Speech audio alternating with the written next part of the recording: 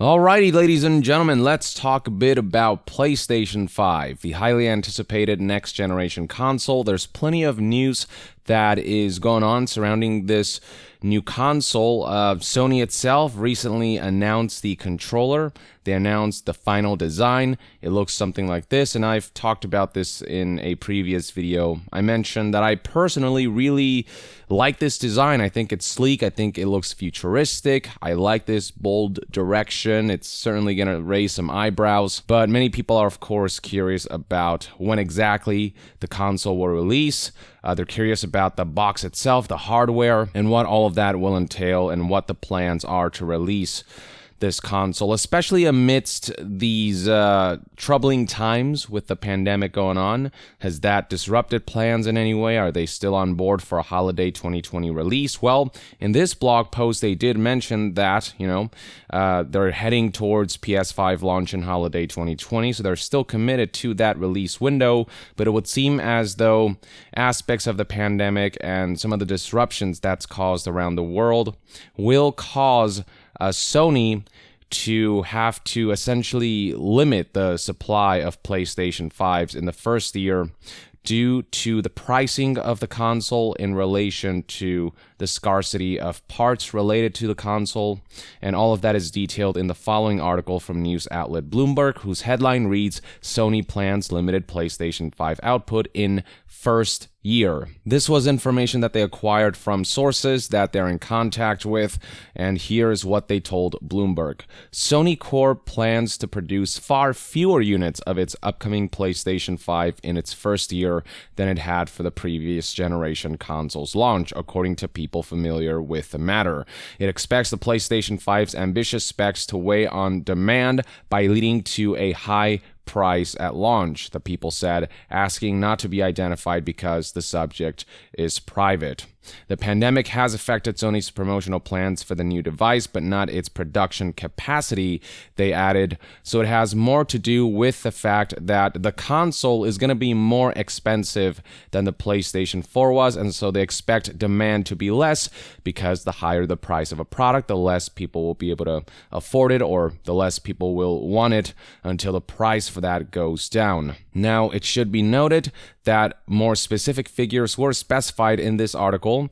Apparently, 5 to 6 million units of the PlayStation 5 console are planned to be shipped in the fiscal year ending in March 2021, according to other people involved in the machinery's supply chain. So that's still a substantial amount of consoles, but when you compare that to PlayStation 4, it certainly is a significant amount less. It reads right here that PlayStation 4 sold 7.5 million units in its first 2 quarters, with the supply of PlayStation 5 being even lower than what PlayStation 4 sold in that time period.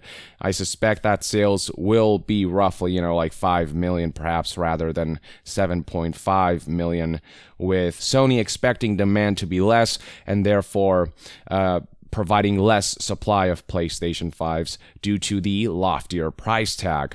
And apparently, the expectations when it comes to price tag, well, game developers who have developed titles for PS5, they have said that they anticipate the price to be in the region of $500 to $550 based on what they know about the components of the PS5, based on what they've seen of the hardware. And then it reads right here that Bloomberg's intelligence's Matthew Canterman points to increased component costs pushing up the price required for Sony to break even. Sony has struggled with its price-setting decisions for the PS5 because of scarce components, Bloomberg News has reported.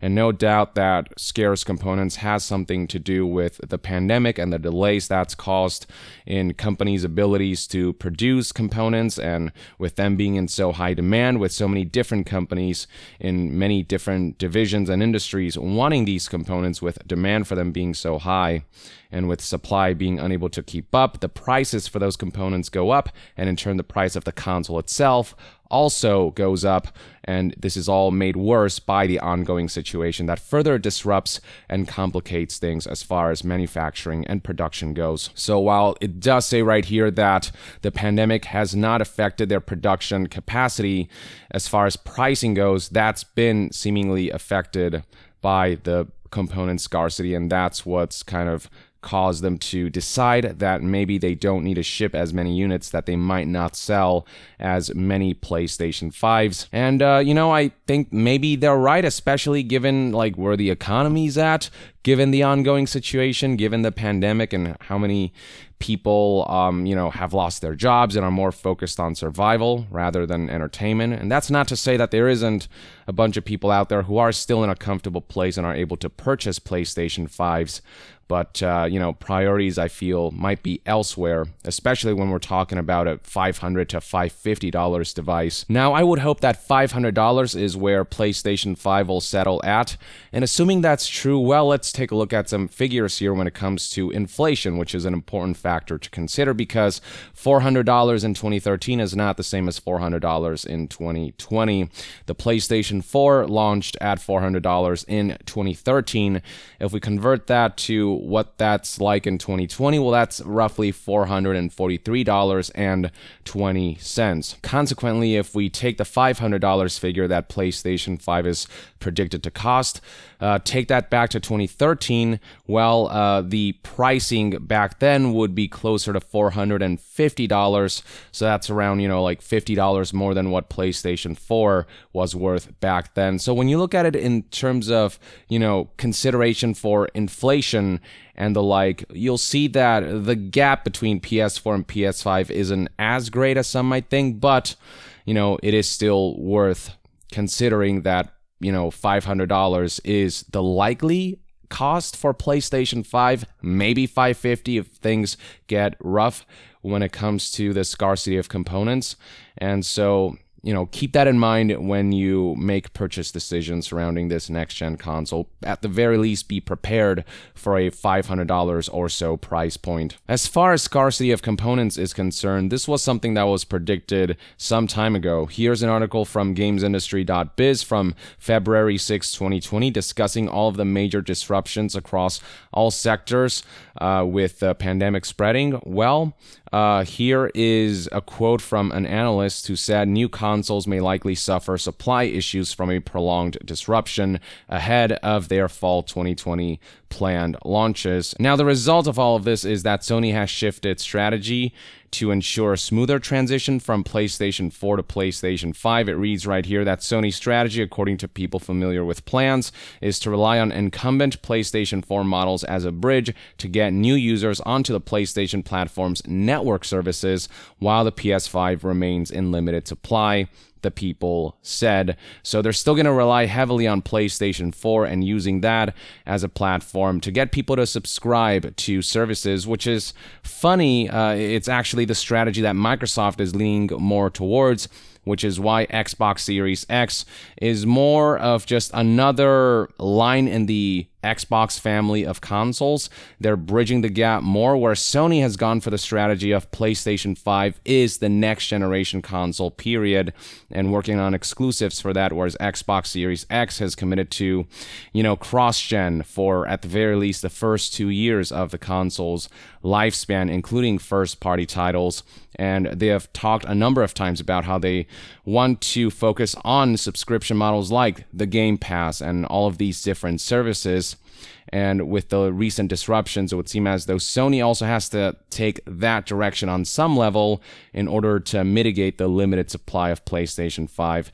They have to smoothen out that transition because PlayStation 5s will be more limited compared to PlayStation 4's launch. So that's an interesting bit right there. And it'll be interesting to see how much demand there will be for PlayStation 5. I think it'll largely depend on what games are announced for the console, what games launch with the console, what the price point is, and how compelling the entire package, the proposition of PlayStation 5 is, and of course, how the pandemic situation develops, how the economy, develops in the coming few months.